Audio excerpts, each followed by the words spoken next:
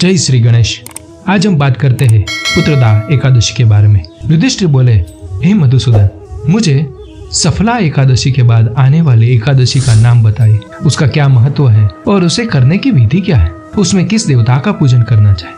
भगवान श्री कृष्ण ने कहा, हे राजन, इस एकादशी का नाम पुत्रदा है। इस दिन भगवान श्री हरि की पूजा करनी चाहिए। हमें भगवान श्री हरि का पंचामृत से स्नान कराना चाहिए। स्नान करा के उसे कुमकुम और चंदन का तिलक करना चाहिए। उसके बाद सुगंधित पुष्पों से उसका अलंकार करना चाहिए, श्रृंगार करना चाहिए और तुलसी दल अवश्य अर्पित करने चाहिए। इसके बाद भगवान को कोई भी फल का भोग अर्पण करे और धूप दीप से उसकी अर्चना करे। पुत्रदा एकादशी को विशेष रूप से दीपदान करने का विशेष महत्व है।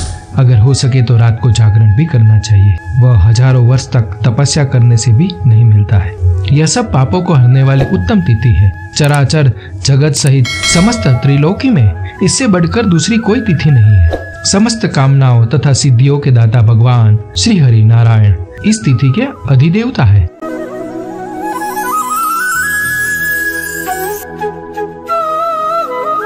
पूर्व काल की बात है। भद्रावतीपुरी के राजा सुकेतुमान राज्य करते थे। उसकी रानी का नाम चंपा था। राजा को बहुत समय तक कोई भी वंशधर पुत्र नहीं हुआ था, इसलिए दोनों पति पत्नी सदा चिंता और शोक में डूबे रहते थे। राजा के पितर बहुत दुविधा में थे। राजा के बाद और कोई ऐसा नहीं दिखाई देता था जो हम लोगों को तर्पण करेगा। यह सोचकर पितर भी बहुत दुखी रहते थे। एक दिन राजा घोड़े पर सवार हो गहन वन में चले गए। पुरोहित आदि किसी को भी इस बात का पता नहीं था।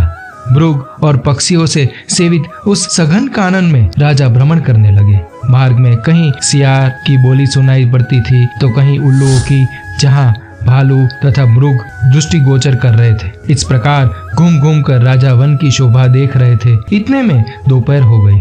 राजा को भूख और प्यास सताने लगी। वे जल की खोज में इधर उधर भटकने लगे। किसी पुण्य के प्रभाव से उन्हें एक उत्तम सरोवर दिखाई दिया, जिसके समीप मुनियों के बहुत आश्रम थे। शोभाशाली नरेश ने उस आश्रमों की ओर देखा। उस समय शुभ की सूचना देने वाले शकुन होने लगे। राजा का दाहिना नेत्र और दाहिना हाथ फड़कने लगा, जो उत्तम फल की सूचना दे रहे थे। सरोवर के तट पर बहुत से मुनि वेद पाठ कर रहे थे। उन्हें देखकर राजा को बड़ा हर्ष हुआ। वे घोड़े से उतरकर मुनियों के सामने खड़े हो गए और उन सबकी वंदना करने लगे। वे मुनि उत्तम व्रत का पालन करने वाले थे। जब राजा ने हाथ जोड़कर बारंबार दंडवत किया, तब मुनि बोले, हे राजन, हम लोग तुम पर प्रसन्न हैं। राजा बोले, आप लोग कौन हैं?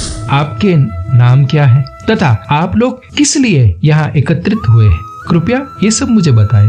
मुनि बोले, हे राजन, हम लोग विश्वदेव हैं, यहाँ स्नान के लिए आए हैं। माघ मास में स्नान आरंभ होगा। राजा ने कहा, विश्वदेवगण, यदि आप लोग मुझ पर प्रसन्न हैं तो मुझे पुत्र दीजिए। मुनि बोले, हे राजन, आज पुत्रदा नाम की एकादशी है। ये बहुत विख्यात है।